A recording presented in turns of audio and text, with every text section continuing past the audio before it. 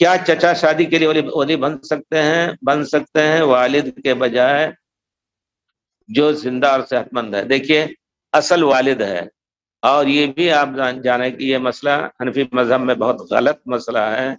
کہ بغیر ولی کے بھی لڑکی اپنا شادی کر سکتی، یہ بہت ہی برا مسئلہ ہے، حدیث رسول کے خلاف ہے۔ علماء کو چاہیے کہ اللہ سے ڈر کر کے اس مسئلے سے رجوع کریں۔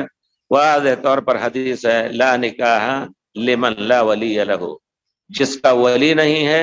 اس کا نکاح جائز نہیں ہے۔ اگر بغیر ولی کے نکاح کیا، خود جا کر کے نکاح کر لیا، نکاح باطل۔ پیارے رسول نے فرمایا دوسری حدیث میں ہے ایما امرأۃ، جس کسی عورت نے، ایما امرأۃ، چاہے وہ باقرہ ہو، فرق کرتے ہیں وہ لوگ، باقرہ ہو غیر باقرہ، چاہے وہ پہلے شادی ہوئی ہو نہیں ہو، شادی ہوئی ہے شوہر مر گیا یا طلاق ہو گئی، ایما کوئی بھی عورت، ایما امرأۃ نکحت نفسها بغیر اذن ولیہا فنکاحها باطل باطل باطل، جس کسی عورت نے کسی سے شادی کی بغیر کسی ولی، بغیر ولی کی اجازت کے، تو اس کا نکاح باطل ہے باطل ہے باطل، 3 مرتبہ پیارے رسول فرماتے ہیں۔ باطل ہونے کا معنی ہے کہ وہ نکاح توڑ کر کے پھر اس کے بعد دوسرا نکاح کرانا ولی کی رضامندی سے ضروری ہے۔ ولی کون ہے؟ سب سے پہلا ولی اگر باپ زندہ ہے تو کوئی ولی نہیں ہو سکتا ہے، الا کہ باپ کسی کو وصیت، کسی کو اپنا وکیل بنا دے، باپ کہے کہ ہم اپنے بیٹے کو، اپنے بھائی کو، کسی کو بھی، اور اگر کوئی بھی نہیں ہے فالسلطان ولی من لا ولی لہ، اگر نہیں ہے تو لڑکی جا کر کے اسلامی ملک میں قاضی کے پاس کہے گی کہ ہم شادی کرنا چاہتے ہیں، قاضی وہ ولی بن کر کے، یہ اللہ کی طرف سے حکم ہے، وہ شادی کرائے گا۔ لیکن جب اگر باپ زندہ ہے تو کوئی ولی نہیں بن سکتا ہے جب تک باپ اجازت نہ دے، اور اگر باپ نہیں ہے تو پھر اس کے لڑکے یعنی لڑکی کے بھائی وہ ولی ہوں گے، پھر ان کے لڑکے ہوں گے، پھر اس کے بعد اگر نہیں ہے یہ تو جو باپ ہیں یعنی لڑکی کے بھائی، لڑکی کے باپ کی طرف سے